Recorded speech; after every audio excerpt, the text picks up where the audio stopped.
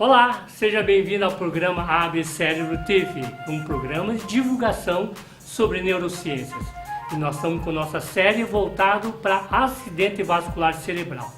Estou aqui com o Márcio Baltazar, que é médico neurologista, jovem pesquisador da FAPESP, pesquisador do Laboratório de Neuroimagem, do Laboratório de Neuropsicologia e atua, sobretudo, também no ambulatório de demência aqui da Unicamp. Ele vai falar sobre comprometimento cognitivo vascular. É um tema de extrema relevância, né, no mundo dos pacientes que tiveram algum tipo de acidente vascular cerebral ou que estão em risco até de vir a ter um evento vascular cerebral. Bem-vindo, Márcio. Muito obrigado pelo convite. Márcio, fala um pouquinho sobre essa questão de comprometimento cognitivo vascular. O que vem a ser essa terminologia aí?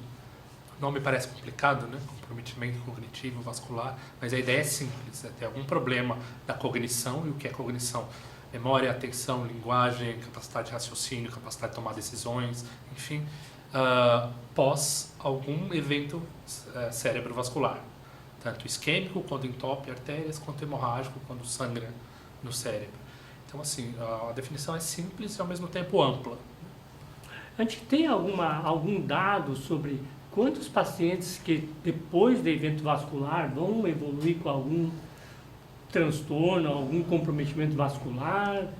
Ou isso infelizmente, é pouco pesquisado ainda no meio? Não, eu acredito que assim, até seja pesquisado, mas eu não tenho esse dado especificamente. A questão é que, assim, esse termo, comprometimento cognitivo vascular, junta duas das condições mais prevalentes atualmente, em neurologia pelo menos, que é comprometimento cognitivo, problemas de memória, linguagem, enfim, e AVC. Né? São duas das condições mais relevantes. Certa vez eu fui num congresso de neurologia e um dos pesquisadores mais proeminentes desse campo, Rachinsky, ele abriu a palestra dele falando que nesse auditório, uma em cada 3 pessoas vai ter ou doença cerebrovascular e ou problema cognitivo dos presentes. Então ele quis enaltecer a importância desses dois temas, sobretudo quando vêm juntos, né? Então, doença cerebrovascular seguida por comprometimento na cognição. E porque você trabalha nesse ambulatório de demência, né? Quer dizer, classicamente, ou as pessoas falam sobre a demência de Alzheimer, mas o que a gente tem visto também é que a demência dito vascular, ela tem cada vez aparecido mais. Como é que é essa realidade no nosso país, nosso cenário? Sim, a demência vascular, sobretudo, não só no Brasil, mas nos países em desenvolvimento, ela tende a ser bastante relevante, mais do que nos países mais desenvolvidos, sobretudo pela pior qualidade no cuidado dos fatores de risco, como pressão alta, diabetes, cigarro, colesterol, enfim.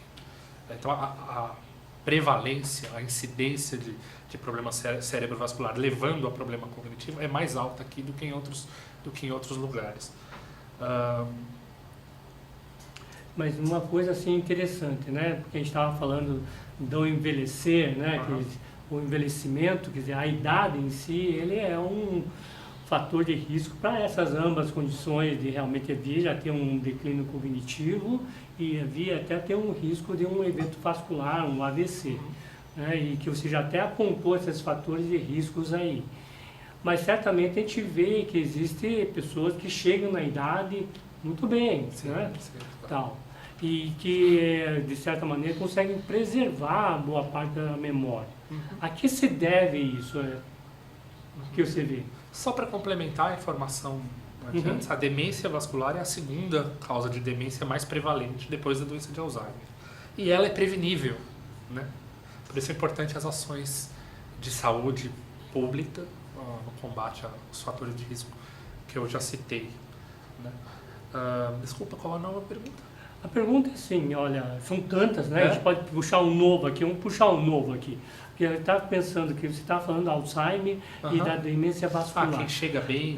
O que chega bem, mas agora assim, me veio uma pergunta de como que você faz o diagnóstico desses dois? Ou que diferencia de um do outro?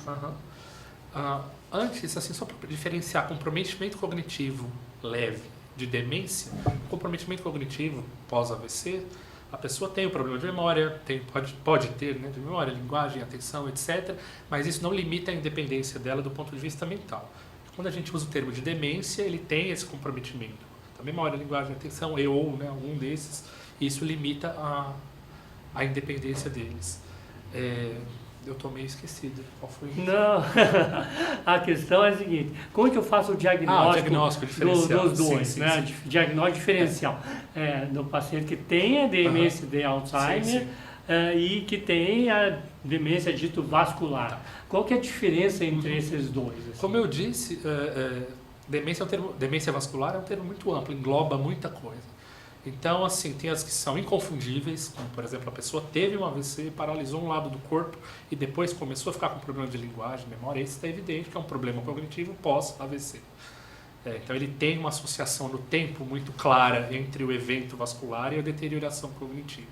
Existem outros, talvez, 2 tipos que podem confundir um pouco mais, que é um AVC numa área estratégica do cérebro, entre aspas, que é uma área única, que lida com várias funções mentais complexas. Então, a pessoa pode ter um AVC em região hipocampal, um AVC de cerebral posterior, pode ter uma AVC em giro angular esquerdo, enfim. E esse um só evento que não causa muito comprometimento motor pode alterar a cognição da pessoa e levá-la à demência. Mas o mais comum de demência vascular, que se pode confundir com doença de Alzheimer, é a demência vascular por múltiplas lesões subcorticais de substância branca. São obstruções de pequenos vasinhos de substância branca que quando são em quantidade grande, levam a um comprometimento, a uma alteração progressiva, lenta e progressiva da personalidade e principalmente das funções executivas. Que é Então a pessoa vai ter pequenos derrames, é isso que você está querendo dizer, pequenas lesões que vão passando desapercebidas. Sim. Essas lesões não causam sintomas, necessariamente, quando elas acontecem. Mas esse sintoma que você falou, quer dizer, a pessoa vai ter algumas questões comportamentais, pequenos lapsos. Lentamente progressivo, não secundário a um evento no dia tal. Tá, mas a coisa vai ficando... Isso chega a ser percebido pelos familiares em algum momento? Que agora o pessoal fala, ele já está meio estranho e tal. Sim, é percebido, mas infelizmente a população ainda atribui ao envelhecimento. Ele é assim, o idoso é assim mesmo, é mais esquecido, é mais devagar, quando não é necessariamente. Né? Quando ele começa a perder a independência, ou já perdeu a independência, as pessoas se atentam e perdem o começo. Então, isso aqui que você estava falando da questão da prevenção, né? Mas como é que eu... Aí eu fico perguntando, o pessoal que deve estar assistindo, mas olha, eu estou com algum familiar aí, sei lá, meu pai, meu marido, minha esposa, tá meio... Quando que eu devo ligar, digamos, um sinal de alerta, eu devo de levar num médico para fazer uma avaliação e qual médico ir também, né? Que chegar realmente, porque é aquela coisa que você falou, são pequenos detalhes que vão ao longo do tempo até chegar lá no final, que a pessoa realmente deve ficar independente, já avançou muito. Até quando que você acha que deve ter um indicativo para as pessoas, olha, tendo isso mais ou menos, acho que convém fazer uma avaliação com um profissional da área, digamos. Né? Eu vou falar das 2 situações mais comuns. Na doença de Alzheimer, em geral, embora haja outros subtipos, em geral, problema de memória episódica, enfim, dificuldade de armazenar informações novas. A pessoa começa a ter dificuldade de guardar recado, começa dificuldade de esquecer de desligar o fogo, começa a ficar repetitivo, começa a perguntar várias coisas que já houve a resposta antes, falar mais sobre o passado, ou quase que só sobre o passado. Né? Então, esse é um indício de que está com problema para adquirir informações novas e pode ser de origem cerebral. Em relação à demência vascular, essa que eu comentei, subcortical, a pessoa tende a ter tanto problema cognitivo, no sentido de mais dificuldade de tomar decisões, mais dificuldade de planejar eventos futuros, por exemplo, uma viagem, más decisões financeiras, dificuldade de administrar a própria conta bancária, por exemplo, são exemplos de situação em que a pessoa está tendo um declínio da capacidade de planejar e executar determinadas coisas. Mas na demência vascular, no comprometimento cognitivo vascular, além disso, tem também alteração da personalidade, pode ter, né, no sentido de ficar mais apático, com menos iniciativa para as coisas e talvez mais deprimido. Então é comum também começar os sintomas no idoso de primeira vez com sintomas deprimidos, de depressão, tristeza, desânimo, falta de prazer, enfim, alterações do sono, alterações do apetite e apatia, né? Dificuldade de tomar iniciativa para as coisas. Então, se isso começa no idoso, é bom ficar de olho. Agora, mudando um pouquinho, agora, tá. E as pessoas que têm esse diagnóstico, digamos, de demência vascular, que a ciência, a medicina avançou em termos de tratamento? Existe o tratamento? Como que está isso hoje? O tratamento farmacológico, que é que nós médicos lidamos mais, ainda é pobre, né? Existem algumas medicações que podem ser usadas na doença de Alzheimer, que também podem ser usadas em determinadas circunstâncias em demência vascular. Sobretudo, do ponto de vista de remédio, nós tratamos também sintomas, né? Então, sintomas depressivos, sintomas de ansiedade. Dependendo da causa do evento vascular, ela pode continuar a ser progressiva, caso venha tendo novos pequenos derramezinhos, ou pode se estabilizar, dependendo se for um infarto cortical, por exemplo, né, e não progredir. Intensificar radicalmente o controle de pressão alta, diabetes, tabagismo, colesterol, dentro do possível atividade física, aeróbica, sobretudo, e é essencial também o tratamento não farmacológico, né? Eu gosto muito de terapia ocupacional para esse tipo de pacientes, com atividades que sejam relevantes para a vida dele. Então, se é uma pessoa que lidava com lavoura, que ele cuide de jardim, que cuide de planta, que lide com animal dócil, assim, atividades de vida real, eu gosto, ao invés de reabilitação, um treinamento apenas, enfim. Psicólogo é importante, abordagem psicológica, porque é muito comum essas pessoas terem sintomas de menos-valia ou se autodepreciarem, né, sentirem que não valem, que são um peso para a família, desenvolver depressão, enfim. Para os casos onde há comprometimento de linguagem, é importantíssimo tratar com fonoaudiólogo para tentar recuperar. O cérebro é um órgão vivo e outras áreas do cérebro tentam aprender coisas novas, assumir funções de áreas que se perderam, né? Então, assim, o tratamento não farmacológico, multidisciplinar, é muito importante para paciente com doença cerebrovascular. E acho que é importante também, né, a questão que a gente fala que o paciente realmente ele está sofrendo uma situação, mas à medida que também a doença ela avança, né, a família toda sofre as consequências, né, que acabam tendo que alguém se deslocar para ser o cuidador.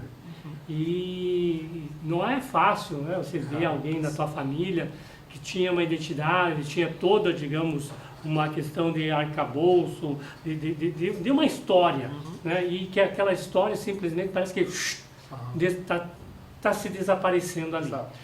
Como é que para essa pessoa que talvez esteja assistindo, qual mensagem que você acha que é importante para que ela também entenda, né, sobre a condição? A primeira coisa, para a pessoa em si, é paciência, é não confrontar as situações que são criadas. Por exemplo, uma pessoa que tem esse tipo de problema de memória e acha que não está em casa e quer voltar para casa, por exemplo, e fala, vamos para casa, eu quero ir para casa. Você está em casa, mãe? Não criar confronto desnecessário, enfim.